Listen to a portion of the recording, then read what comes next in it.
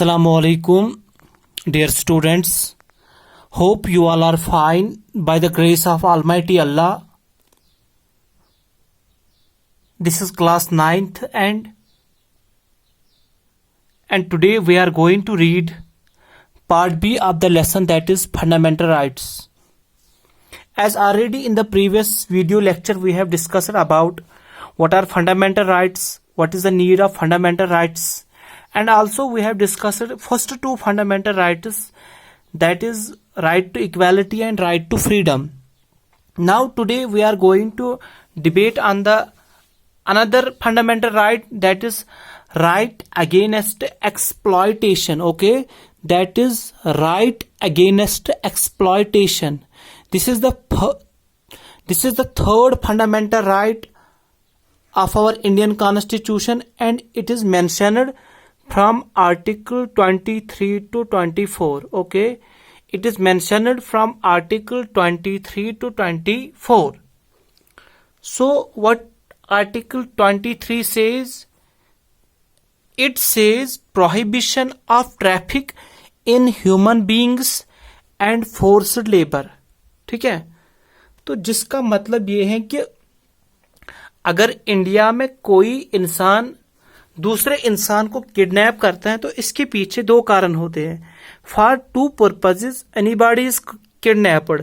तो first purpose is either he will be kidnapped for begging और he will be kidnapped for sex slaving. ठीक है, for begging का मतलब यहाँ तो भीख मांगने के लिए उसको किडनैप किया जाता है, यहाँ सेक्स स्लेविंग वैश्यावर्ती के लिए उसको किडनैप किया जाता है. तो as per constitution of India के हिसाब से ये दोनों क्राइम है. ठीक है, हम किसी दूसरे इंसान को मजबूर नहीं कर सकते हैं भीख मांगने के लिए और वैश्यावर्ती करने के लिए. तो it is totally crime as per article 23 of the Indian Constitution.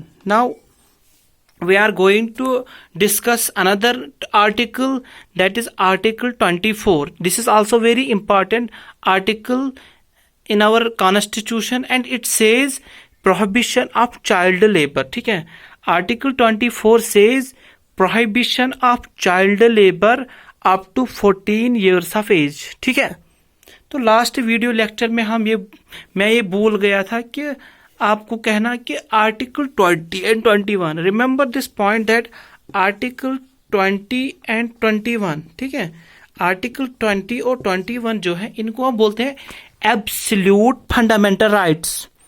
Article 20 and 21 are called absolute fundamental rights.